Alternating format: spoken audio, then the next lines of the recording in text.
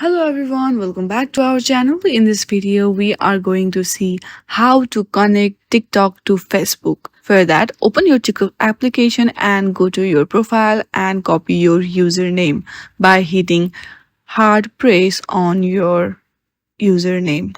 Then go back to the Facebook application and go to your profile of your Facebook.